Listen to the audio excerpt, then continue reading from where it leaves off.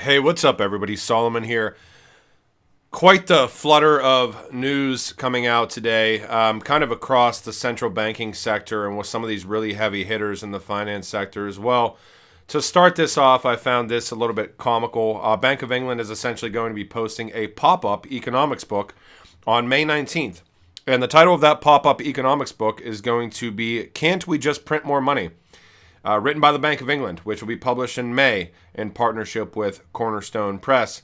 And it's going to be talking about apparently just a bunch of different things, but kind of the economic effects of the beer code that we've seen over the past couple of years. It's to me, it's what's going on in the financial sector is a lot of rhetoric as far as kind of prepping people for what is certainly in process. Also, this is very interesting to me because I did a video, I think, a couple of days ago, European Central Bank essentially doing a celebratory post for the anniversary of the euro. Now, if you remember from that video, it talks about the new euro design being rolled out in 2024. And I knew, and just thinking about, the way that these huge organizations in banking release things. Once you see one do it, you kind of see a lot of the other ones do it as well. And Bank for International Settlements certainly kind of proves that theory today. And they talk about the celebration of the anniversary of the digital euro. Again, within the Bank for International Settlements a couple of days later. A forward-looking euro means new banknotes after 2024. What's more interesting is right in the same paragraph, they talk about what we alluded to in the video 2-3 days ago, whenever the European Central Bank posted that. The aim would be to provide a kind of a digital banknote, which would combine the security of banknotes issued by the central bank with the ease of use and innovation of dematerialized means of payment. They're talking literally about DeFi. They're talking literally about crypto asset and digital asset integration. They're talking about a CBDC, very much so. And, it's very, very comical how these things get rolled out. The one interesting thing that you can read down here as well is, and I have to try to find where it's at as well. They talk about DeFi in this very much so. Continued in 2022, focusing on improving cross-border payments. The euro is a global success, blah, blah, blah. Economic situation. Let me find where they talk about. There we go, right here. This year we must finalize regulations for traditional players.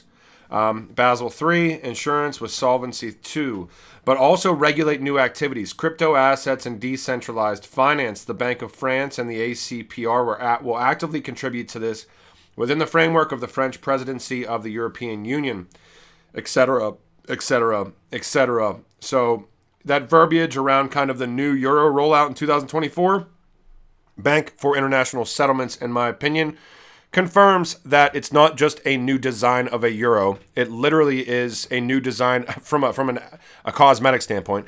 It's literally the design of a euro that interoperates digitally within the DeFi, the crypto sphere, everything that we've been talking about for quite some time. That's why we pay attention to a lot of these big players, because they're literally telling you what's happening. A lot of the people that doubt digital assets and cryptocurrency and DLT and blockchain technology or hashgraph technology aren't willing to do even a minimal amount of research, like 10 minutes. If you just research certain things with certain institutions, it is clear cut and dry what is going on, and they consistently confirm it to us. Leading within that statement, the Federal Reserve Bank of Boston is looking for a director of product management. Now, this was released, I believe, 4 days ago. And again, we see Federal Reserve Bank of Boston, the job summary. The principal accountabilities for this job. I should say that this is going to be called Project Hamilton, which is going to be with researchers from MIT, the Massachusetts Institute of Technology, which, as we all know, has definite ties with companies like Ripple. And not to allude to the fact that XRP is definitely going to be utilized or anything like that, but it's just very interesting who the Federal Reserve Bank of Boston has partnered with for this initiative. Now, it's titled Project Hamilton.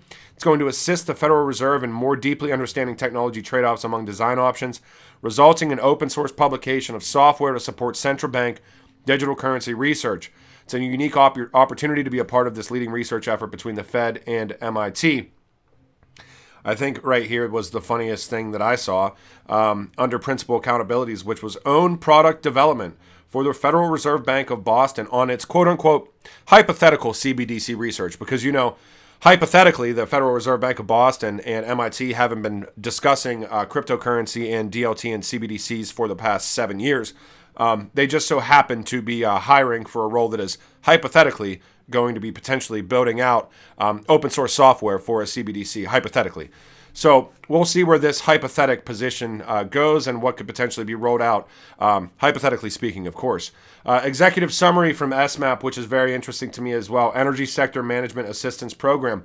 Now, I may be going through a lot of different kind of heavy-hitting type things as well as these, as far as these big institutions are concerned, but it takes 3 minutes to look into what digital assets, what blockchain companies are also building with these organizations. So I certainly recommend that you guys do that. This is called Funding the Sun, New Paradigms for Financing Off-Grid Solar Companies. Now, this is through the World Bank Group as well. I won't read through this entire thing here. I will just let you know that distributed ledger technology, again, we see as mentioned within this framework. Christopher Giancarlo, basically stating that the United States needs to modernize with blockchain and cryptocurrencies. Now, we do know that the former CFTC chair is Ripple is one of his clients, basically. So I would pay attention to this to an extent. Really quickly here, Jordan Fried posting, and if you're not aware who Jordan Fried is he's obviously pretty much the head of Immutable Holdings, which is kind of, I don't want to say like a sub-organization of Hedera Hashgraph, but it's kind of one of those like associated by associated type things. Jordan was at Hedera for quite some time. Now he's at Immutable Holdings. Immutable Holdings actually owns the rights to NFT.com. They own the rights to CBDC.com. So we may want to pay attention to this. They're rolling out NFT.com this quarter, and information regarding the white paper and white listing will be out this quarter as well. So if you're not following Jordan, give Jordan a follow. If you're not following Immutable Holdings as well, and they are publicly traded, by the way. Immutable Holdings is publicly traded. Moving forward, this was funny to me, but before we get into kind of the nonsensical type stuff, this is very big to me. TCS Bank, so Tata Consultancy Services. We know TCS Banks is integrated with Hyperledger, integrated with R3, integrated with Ethereum, integrated with RippleNet, and they're basically talking about market infrastructure institutions, and they're very much so talking about those market infrastructure institutions coexisting with the growth of tokenized securities with Tata Consultancy Services, Quartz for Market. Now, if you're not aware, I've done multiple videos on Quartz. Quartz is blockchain enabled, but better yet, Quartz is crypto enabled from a custody and trading standpoint. So we will see where this goes, because this is essentially stating that these market infrastructure institutions will be able to convert real-world assets such as high-end real estate, artwork into digital tokens and manage the full life cycle of those asset-backed tokens and NFTs within full compliance and with the relevant KYC, AML regulations that are necessary with the existing market infrastructure. So not with new market infrastructures, with the existing market infrastructure. Now, TCS Banks, we do know is Ripple enabled. We know TCS Banks, from everything that I've read, TCS Quartz and TCS Banks are very much so interoperable. Quartz is obviously the cryptocurrency aspect. TCS Banks plugs into things like Ripple, Hyperledger, like I just talked about. TCS Banks for market infrastructure is now deployed globally for central securities depositories, clearinghouses, exchanges, central banks, central payments infrastructures, and each and every deployment TCS Banks for market infrastructure adapts to the specific needs, blah, blah, blah, blah, blah. You kind of get the picture here. I mean, everything is tied in. All of these rails are being built out to the extent where there are no more rails necessarily needing to be built for the minimum viable product for the parallel system that we all know is coming to operate within. Obviously, more use cases come about as more use cases come about, and as this market adapts and kind of grows within future use case aspects and just swallowing more and more and more. But we are just seeing kind of the very, very bare bones of what is necessary. And that is the rails, that is the infrastructure, and that is the powers that be kind of showing us what's going to happen within this space. Real quick, I wanted to talk about this.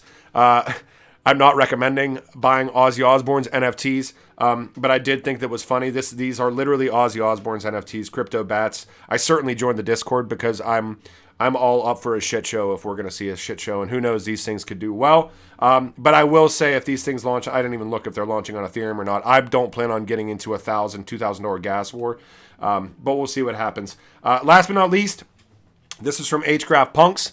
Now, I do know that they're building out mechanisms of utility within the Hedera Hashgraph ecosystem as well. I think they're launching an NFT marketplace as well as a minting station for the community. And these are going to be open source tools, if I am not mistaken. So this is Hashgraph Punks, though. So I would pay attention. This is Turtlemoon Command Center.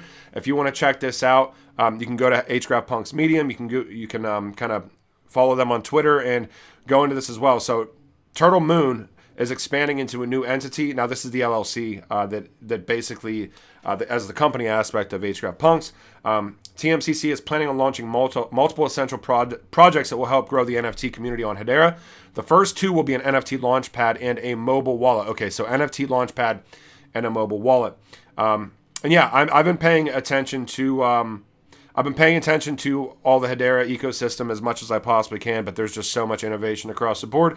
I know that there's been some issues with Exact as of late. I will say, my opinion on that as well. And if you don't like kind of the user interface, because I know that a lot of people are having a hard time accessing, I still believe in the team from Exact. I'm not saying to participate in anything, or it's kind of a do your own research and do it at your own risk type mechanism.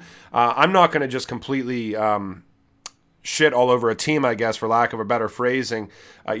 A lot of these innovative type of projects go through issues. If you don't like it, you can move over to some of the other mechanisms as far as having and showcasing your NFTs and having your wallet on some of. I think Hashpack is one that is more recently launched, and we're going to see more and more build out. But I think, if I'm not mistaken, I think they might be doing some sort of a charity auction to try to raise funds for development as well.